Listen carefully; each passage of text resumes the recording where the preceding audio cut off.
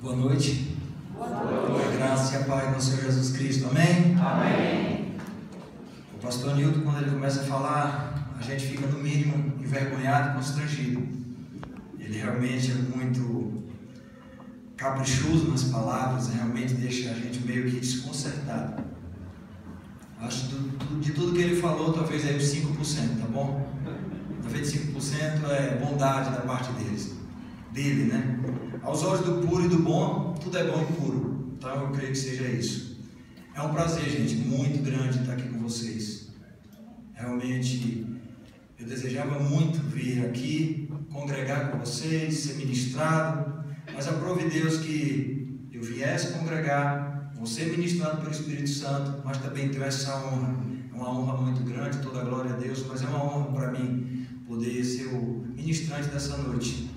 Que Deus realmente, como o pastor José Nilton orou aqui, que Ele fale profundamente aos nossos corações. Amém. Eu amo demais essa passagem que está lá em Mateus capítulo 4, quando Jesus ele foi tentado e ele teve fome. E aí o diabo, sabendo que Jesus teve fome, que ele era 100% Deus, é 100% Deus, mas também ele veio ao mundo 100% homem. E o inimigo ofereceu-lhe comida, um banquete. E ele falou algo tremendo: nem só de pão viverá o homem, mas de toda a palavra que sai da boca de Deus.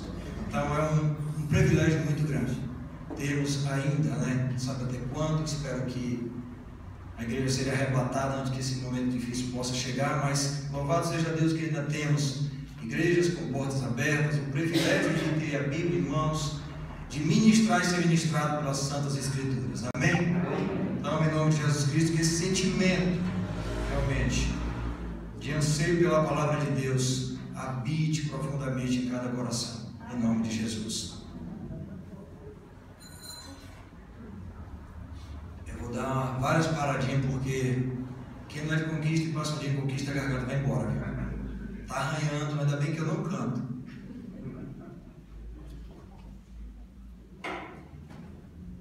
Irmãos, mesmo sabendo, uma noite festiva, aniversário da igreja, o pastor me falou isso, mas orei ao Senhor, e realmente a gente ora ao Senhor e pede uma orientação, uma palavra.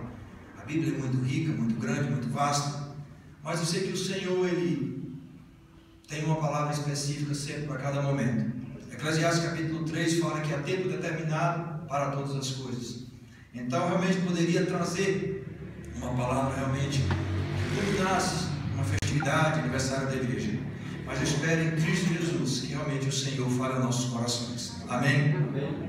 Eu peço aos irmãos que abram a palavra do Senhor em carta aos Efésios,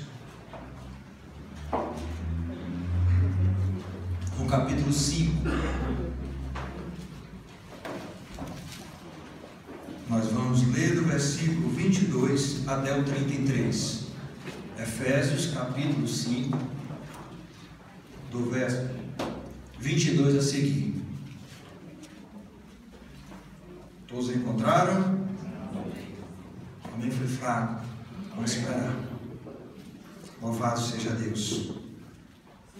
Todos encontraram? Amém. Glória a Deus. O povo está vindo para EBD, pastor.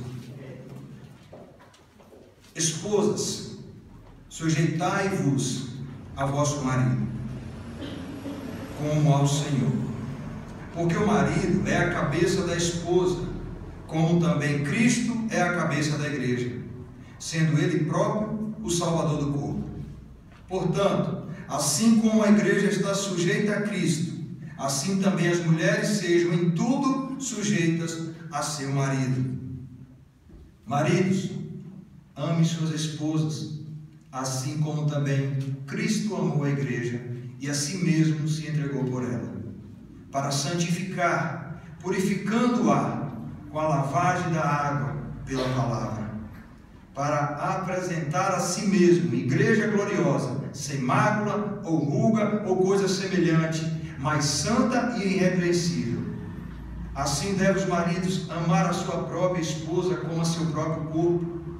Quem ama a sua esposa, ama-se a si mesmo, porque nenhum homem detestou a sua própria carne, antes a alimenta e sustenta, como também o Senhor a igreja, porque somos membros do seu corpo, da sua carne e dos seus ossos. Por isso, o homem deixará seu pai e sua mãe, e se unirá à sua esposa, e os dois serão uma só carne.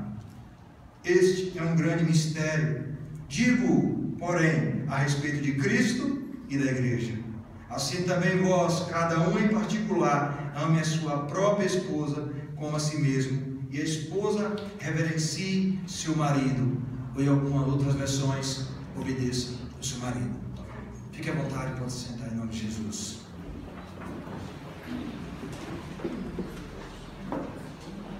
Queridos, pretendo não fugir do texto,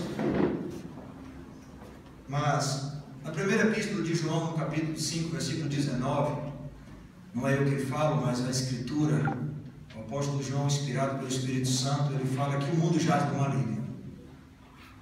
Realmente nós estamos vivendo, cada dia que passa, dias mais difíceis, dias onde a tecnologia trouxe muitos avanços e muitas vantagens para nós, mas também mal utilizada, infelizmente, não é só utilizada para o bem, e mal utilizada tem trazido muitos danos em meio a tantas famílias. Este mundo, realmente, quando o apóstolo fala que o mundo jaz do maligno, realmente é uma situação desde sempre. Só que a gente vai percebendo que realmente as coisas estão se afunilando.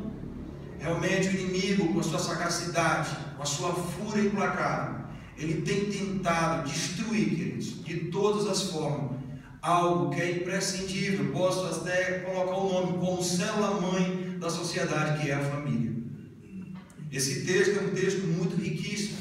A família é constituída basicamente, inicialmente, por um homem e uma mulher, e na maioria das vezes, sim, também vem os filhos.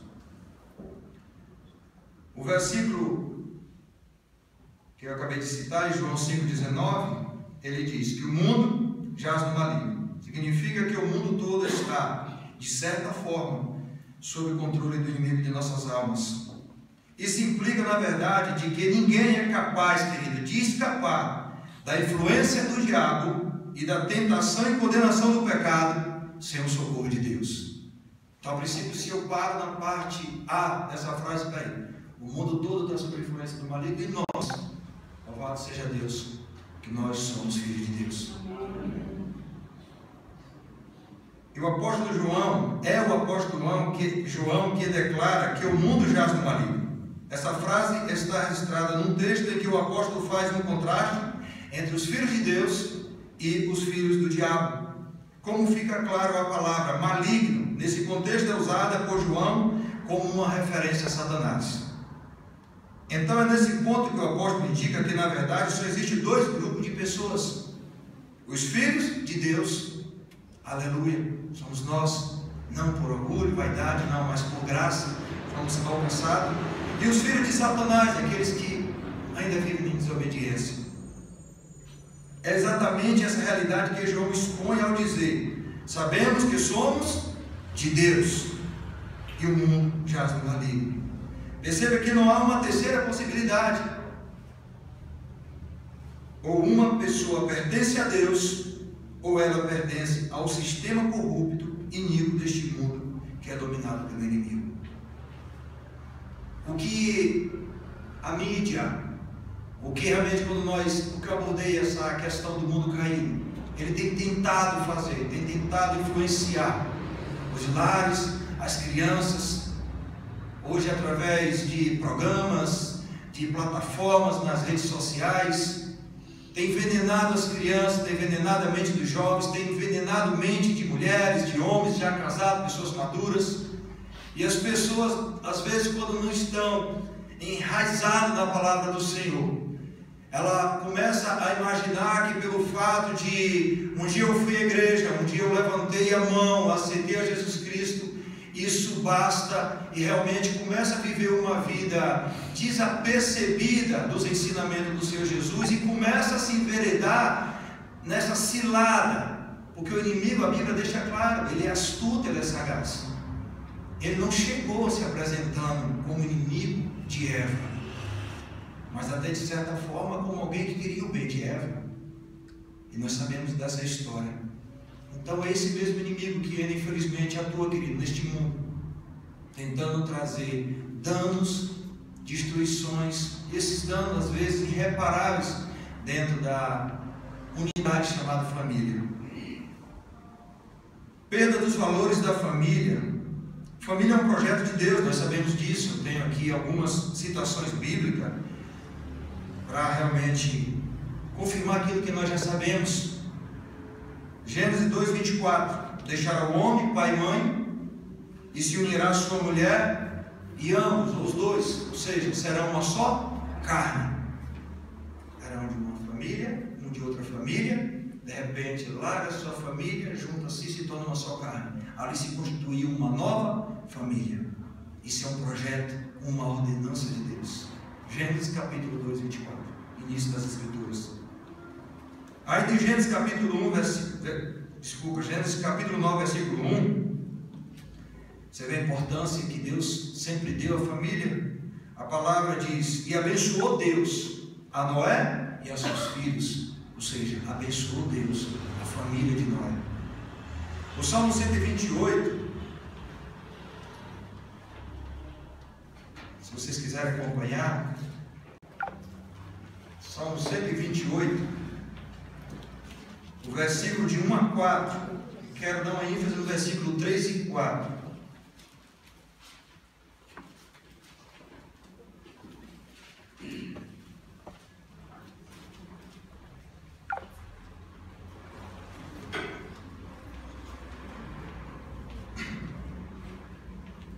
Abençoado é todo aquele que teme ao Senhor e anda em seus caminhos, pois comerá do trabalho das tuas mãos. Feliz será, e isso te será bem. Olha a ênfase no 3 e o 4. A tua esposa será como uma videira frutífera pelos lados da tua casa, e os teus filhos como plantas de oliveira ao redor da tua mesa. Eis que assim será abençoado o homem que teme ao Senhor. Então, aqui é uma promessa, uma afirmação de uma promessa. Abençoado será o homem que teme o Senhor. Olha a bênção que o Senhor faz menção em relação à família. A sua esposa será como uma videira frutífera. Os seus filhos, versículo 3, como plantas de oliveira ao redor da sua mesa. Ainda aí, muito pertinho, no Salmo 127, versículo 3 a 5, a palavra de Deus nos diz: eis que os filhos são herança de quem? Do Senhor, e o fruto do útero é a sua recompensa. Como as flechas estão na mão de um homem poderoso, algumas versões falam de um guerreiro, assim são os filhos na juventude. Feliz é o homem que tem a sua aljava cheia deles. Eles não serão envergonhados, mas falarão com os inimigos no portão, ou em algumas versões, a porta. Mais uma vez, uma citação da importância que é a família na vida de um homem. O que nós temos visto, queridos, e é muito triste e preocupante, é uma quantidade alarmante. Nós sentimos muito, ficamos muito mesmo triste com a situação dessa, de uma pessoa que realmente ainda não tem uma vida linkada a Deus. Mas mais triste ainda ficamos quando pessoas que realmente regressaram no Evangelho, que conhecem o Senhor Jesus, entram em algo que nós podemos até colocar nessa noite como nome de tsunami na vida de uma pessoa, que é o divórcio. O divórcio, querido, e suas consequências. A primeira delas, eu posso fazer uma citação bíblica.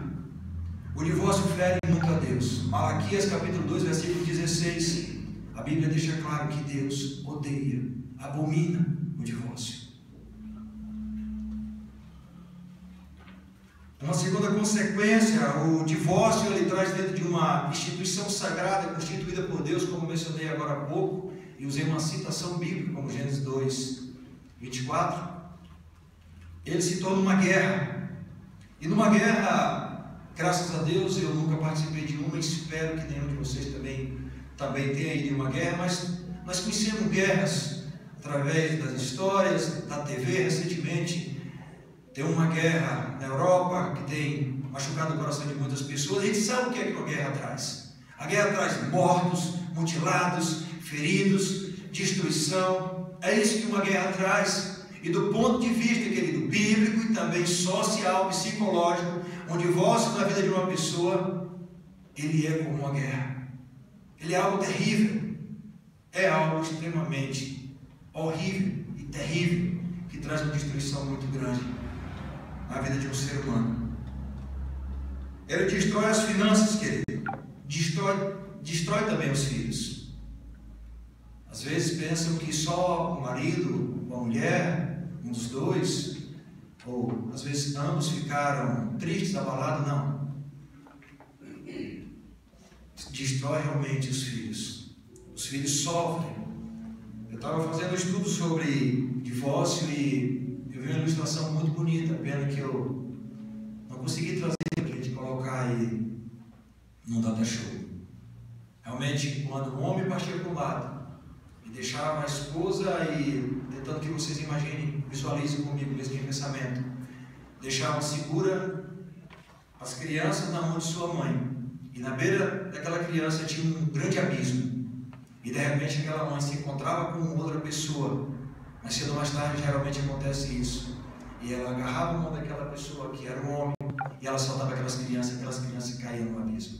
É uma ilustração muito forte, queridos. Às vezes achamos que é uma ilustração simples, boba e besta. Não. A família é uma instituição sagrada, é algo extremamente importante, é algo que queima, que arde no coração de Deus. Traz amargura. Estudos comprovam, queridos, que mais de 60% daqueles que se separam vive até o dia que encontram a morte amarguradamente. Muitas pessoas procuram recursos médicos, nós não desmerecemos a ciência, claro que não, mas há um vazio, há coisas dentro de um coração de um homem, de uma mulher, que só o perdão, que só um coração contrito a Deus é que pode trazer cura.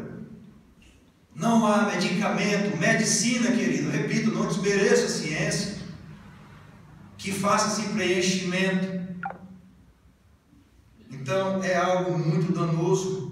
E aí eu sei que você pode estar se perguntando, como eu me pergunto, nós sempre nos perguntando, mesmo que seja uma pergunta retórica, ainda que saibamos a resposta. Por que essas coisas acontecem? São muitos motivos. Mas mais uma vez, eu quero ler uma passagem que está lá em Mateus 19.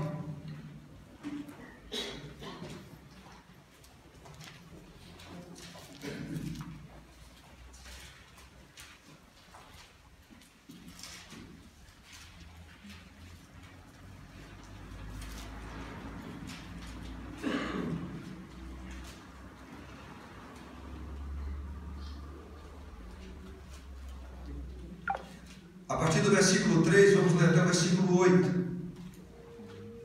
Os fariseus também vieram até ele, ou seja, até Jesus, tentando-o e dizendo-lhe: é lícito ao homem repudiar sua mulher por qualquer motivo? E ele, ou seja, Jesus, respondendo, disse-lhes: não tendes lido que aquele que os fez no princípio, macho e fêmea os fez? E disse: portanto deixará, o próprio Jesus fazendo menção também às Escrituras, e disse: portanto deixará o homem pai e mãe, se unirá à sua mulher, e os dois serão uma só carne. Por isso eles não são mais dois, mas uma só carne. Portanto o que Deus ajuntou, nenhum homem o separe. Versículo 7. Disseram-lhe eles: então, por que Moisés ordenou dar-lhe carta de divórcio e para repudiá-lo? Disse-lhes ele: Moisés, por causa da dureza dos vossos corações. Houve uma pergunta: por que todas essas coisas acontecem? Claro que eu sei que existe casos, querido, e eu tenho que entender e respeitar isso, não poderia ser insensível, que são extremos. Mas porque eu usei como pano de fundo essa questão do mundo, da banalização da instituição sagrada que é uma família, dos pilares de uma família que é a palavra de Deus, os ensinamentos bíblicos. Eu louvo a Deus que ainda existe um remanescente, mas é necessário que nós todo dia possamos revisar isso através da leitura das Escrituras, da oração, para que Deus possa estar iluminando a nossa mente, para que possamos estar firmes contra esse lado do diabo, os laços do diabo que todo dia está aí espreitando as nossas vidas, para que possamos estar firmes em nosso casamento, educando, inculcando, como a Bíblia fala, os nossos filhos, os ensinamentos das Escrituras Sagradas. Meu filho é tão jovem, mas a Bíblia diz: ensina o caminho ao seu filho, o caminho. Esse caminho é Cristo, Cristo é a palavra. Na sua juventude, na sua mocidade, quando ele crescer, ele jamais se desviará. É Deus quem garante isso. Isaías, no capítulo 55, ele fala que toda a palavra do Senhor, ela não volta vazia. E não volta, queridos. Então, às vezes, o inimigo nas nossas almas começa a colocar algum tipo de preguiça espiritual ou coisa similar em nossas vidas, que às vezes nós não ministramos mais um para o outro, no caso do casal, para nossos filhos.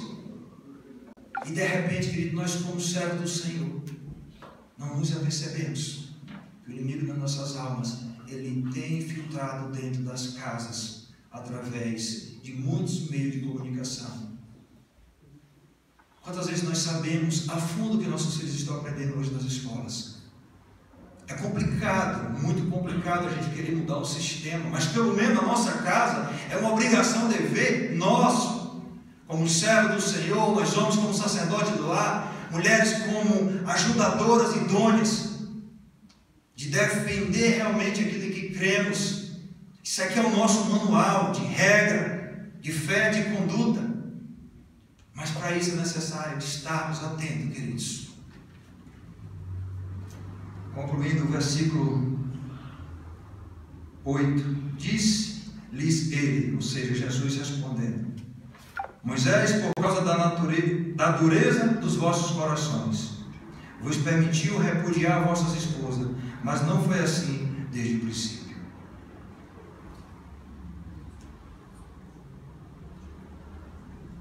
Sabemos, querido, que existem muitas coisas que realmente machucam.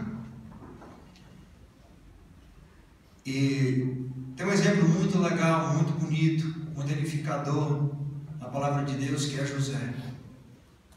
Eu já vi muitos casais, já sofri na pele,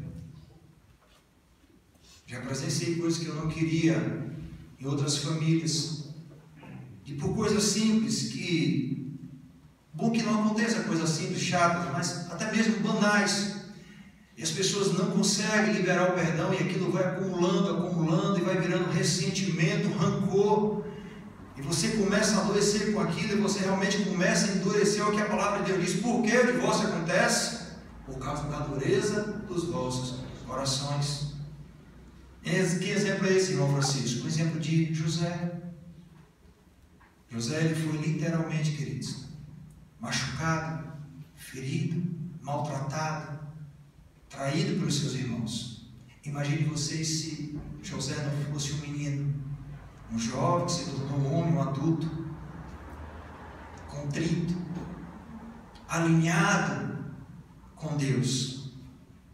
Como aquele homem reagiria quando visse seus irmãos? É uma baita de uma interrogação para todos nós. Mas ele deixa um exemplo, um ensinamento muito grande para a gente. Ressignificar, dar um novo sentido às nossas vidas. E essas coisas acontecem, querido, quando nós entendemos que nós somos filhos de Deus, servos de Deus, e temos que trazer conosco os ensinamentos e a virtude de Cristo. É necessário termos fome e sede pela palavra. É necessário entendermos que precisamos liberar perdão. Mas eu não consigo esquecer o meu passado. Às vezes o passado, é bom você visitar o passado quando é algo pedagógico, vai te ensinar para que você não cometa novos erros. Mas você morar lá no passado por conta de rancor e sentimento, seu coração vai virar pedra, queridos. Eu não estou profetizando, só estou alertando a você e a mim, o Espírito de Deus, nessa noite, falando aos nossos corações. E às vezes aquilo que é uma bênção, queridos. Olha quantas citações eu fiz a despeito do casamento. É uma bênção. É uma bênção. Foi o próprio Deus que nos deu. A família é uma bênção. O casamento é uma bênção. Nós fazemos disso algo terrível e horrível. Passamos meses, anos, e vamos nos arrastando, cheio de rancores e ressentimentos, e fazendo daquilo que é algo tão lindo e maravilhoso, algo tão pesado, um fardo muito pesado de se carregar. Ressignificar, queridos, é dar um novo significado, e é para isso que nós estamos na igreja, é para isso que nós temos, por graça e misericórdia, o cumprimento da promessa de Jesus, que Ele ia, mas nos deixaria o Espírito Santo. E é isso que o Espírito Santo faz em cada um de nós. Ele nos chacoalha, Ele estilhaça nossas estruturas quando nós damos realmente lugar, nos quebrantamos e realmente faz aquilo que agrada a Deus. E começamos a gozar e desfrutar do melhor de Deus nessa terra. Diz que eu não ia fugir do texto, não depois a Bíblia toda, hein? Para os eruditos aqui, hoje vou tomar um zero, tá? Deus tem misericórdia de mim. Brincadeiras à parte, voltando para o texto, querido, que é o texto principal da meditação dessa noite, em Efésios capítulo 5. Esse texto eu poderia colocar como título, realmente faz toda a justiça, uma receita divina para um casamento saudável. Tendo dito essas coisas, o perigo que nós estamos vivendo com este mundo caído, que é realmente para que nós nos atentemos, continuemos vigilantes. Tendo dito também, exposto aqui mesmo de maneira rápida, a bênção que é o casamento e quem originou o casamento, também as consequências de uma destruição de um casamento, de um divórcio. A gente chega numa receita tão gloriosa como essa, esse ensinamento, através do servo de Deus, nosso irmão o apóstolo Paulo. É tremendo como Paulo, ele começa a usar, aqui no versículo 31 dessa passagem que eu li do 22 ao 33, ele também faz menção, como Jesus fez, de Gênesis 2, 24. Deixará o homem, pai e mãe, e se unirá a uma mulher, e ambos serão uma só carne. É muito incrível como, mesmo sendo homem culto, letrado como era Paulo, ele não se apegou aos eruditos da época, à ciência da época, os conhecimentos humanos da época, não se apegou a nada disso. Por quê? Porque ele também, instruído, inspirado pelo Espírito Santo de Deus, ele escreveu em Romanos capítulo 12, versículo 2, ele escreveu para a igreja do Senhor, igreja que estava em Roma: não vos conformeis com este mundo, não vos amoldeis a este mundo, mas renovai-vos pelo vosso entendimento. Então ele não usa questões humanas, ele não se adequa e pega ferramentas do mundo daquela época para ministrar aos casais, mas ele usa a palavra de Deus. Está aqui registrado, Gênesis 2, 24, e ele coloca na parte da sua carta, do seu sermão, à igreja de Éfeso e a nós nessa noite. O casamento, queridos, diferentemente do que esse mundo caído tem falado, segundo o padrão bíblico, ele é um casamento heterossexual, monogâmico e monossomático. Heterossexual, constituído por homem e mulher. E esse mundo caído hoje quer colocar a goela abaixo, coisas diferentes. Eu sei que hoje é até crime.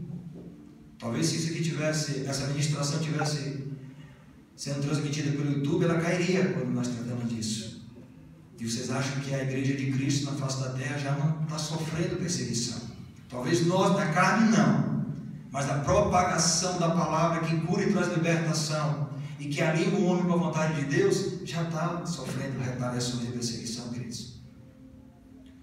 Então, casamento, segundo o padrão bíblico, nós cremos e vamos lutar, queremos que vejam nossos filhos nossos netos, se o Senhor permitir, cresçam com isso inculcado e vivam esse padrão, queridos, de homens temente a Deus, que se casem com mulheres que amam temente a Deus, heterossexual, homem e mulher, monogâmico.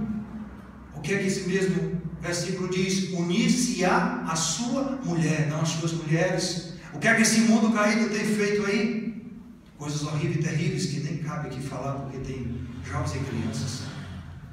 Monossomático. Soma no grego é corpo. Ou seja, esse mesmo versículo fala: marido e mulher tornam-se um só corpo, uma só carne. Tendo dito essas coisas essas que o apóstolo Paulo falou, eu faço mais uma vez uma pergunta. Então, qual o padrão que Deus quer para o casamento de nós, cristãos, servos do Deus vivo? A receita divina para o casamento, querido, é a sua palavra. Versículo 22 do texto que nós lemos. Glória a Deus, cheguei no texto, né, gente? Paulo começa com as mulheres. Eu já participei de alguns encontros de casais, e que quando nós pegamos, que da parte das mulheres até tinha. Quando é dos homens, os homens são mais tímidos. Mas isso aqui é muito tremendo, tirando a graça de lado. Paulo começa com as mulheres, versículo 22.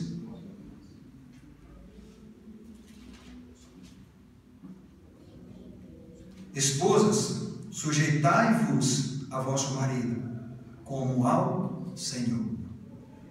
Às vezes nós começamos o sermão e a gente viaja alguns caminhos e lá no final é como fechar um quebra-cabeça. Por que realmente está dando tanta ênfase a este mundo? Porque usou lá a citação de 1 João, capítulo 5, verso 19, João falou que realmente o mundo já no maligno. Querido, há uma confusão hoje que o diabo ele tem colocado na mente das pessoas também com esse padrão do mundo caído, não o padrão de Deus. Que essa palavra submissão, sujeitai, olha que a Bíblia está dizendo: esposas, sujeitai-vos a vosso marido como ao Senhor. É muito tremendo o que foi que Deus usou. Ele usou o casamento, queridos, para fazer uma analogia. Esposa, não seja submissa. Não, nosso Deus é santo, nosso Deus é um Deus de ordem, é um Deus de amor. Ele não criou a mulher nada menor que o homem. Somos todos iguais diante de Deus, em todos os quesitos. Mas Deus ele traz uma ordenança sobre as coisas, uma organização sobre as coisas, para que tudo vá bem, para que tudo funcione bem. No padrão do mundo, essa submissão traz muita revolta, confusão, uma falsa interpretação, mentira de Satanás. Essa palavra submissão, sujeição, ela foi distorcida, queridos, tirada do seu contexto original, da aplicação que Deus quer realmente trazer para nossas vidas. Do ponto de vista mundano e social, é uma condição em que se é obrigado a obedecer.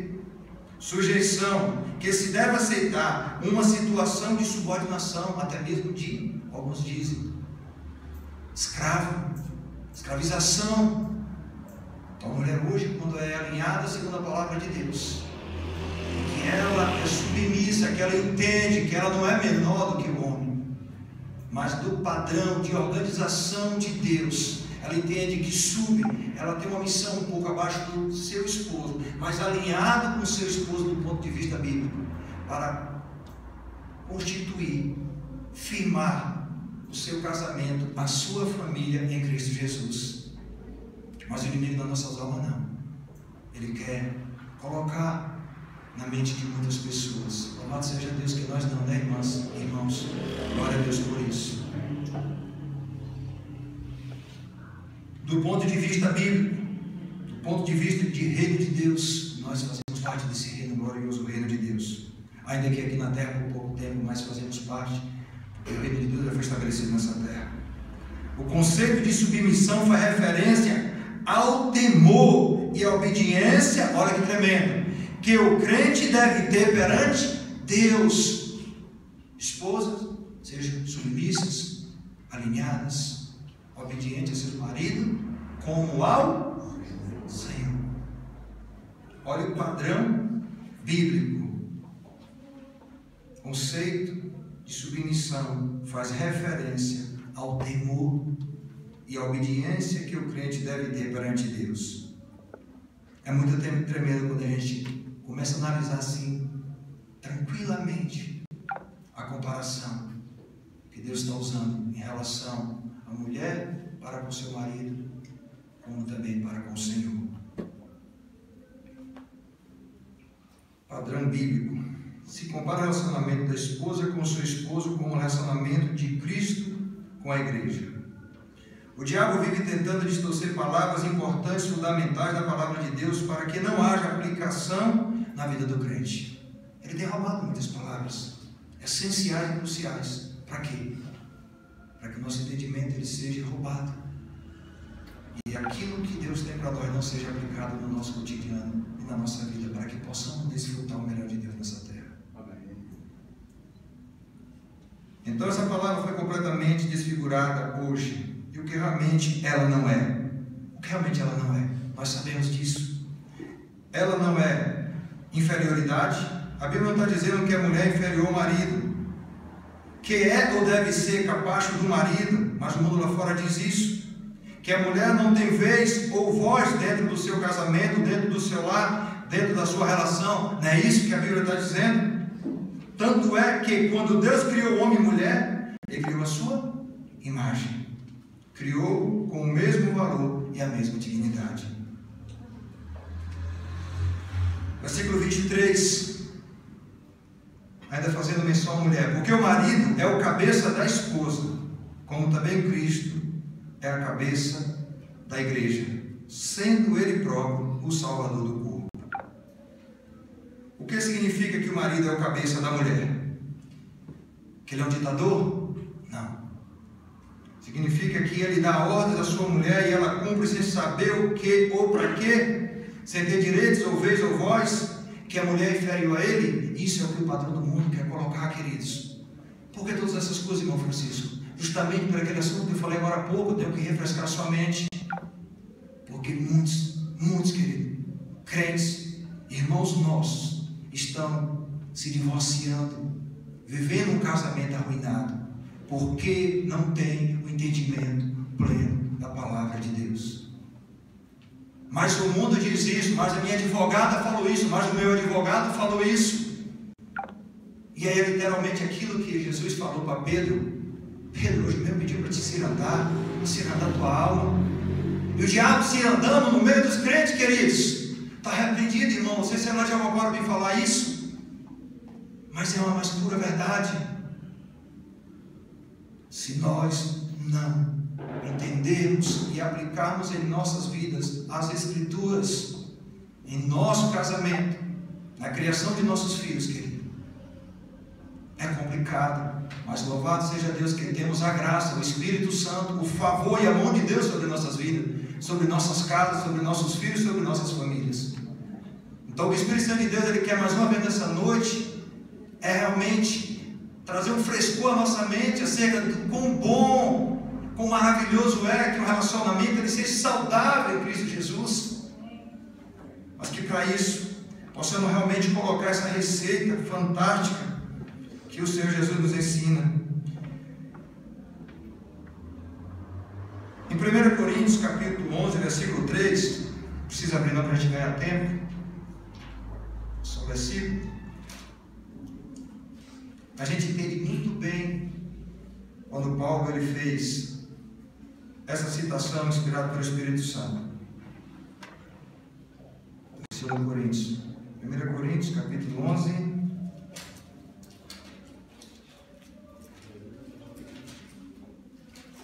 versículo 3. Mas eu quero que saibais que a cabeça de todo homem é Cristo, e a cabeça da mulher é o homem, e a cabeça de Cristo é Deus. Vocês estão entendendo o que é tremendo? Para esse mundo caído, para essa sociedade corrompida, vai dizer, não, que história é essa? De o homem ser a cabeça da mulher, o homem mandar na mulher, mandar na vontade da mulher. É isso que o diabo ele tem tentado colocar no meio da sociedade. Infelizmente, muitos lugares têm colocado. Mas olha essa citação, nós cremos na Trindade. Os mesmos atributos que Jesus tem, Deus Pai, Deus Filho. Então quer dizer que a citação aqui da palavra, olha o que está dizendo. Vou ler novamente.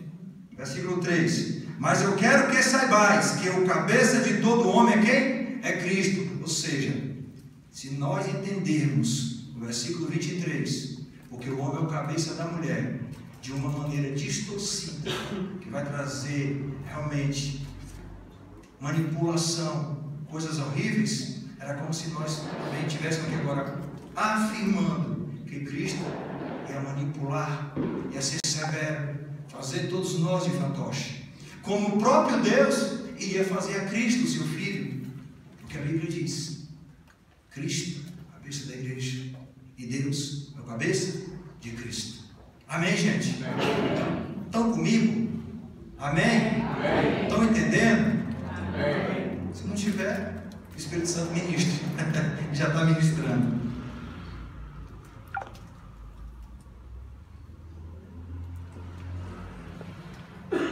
Cremos que Deus e Cristo operam as mesmas obras.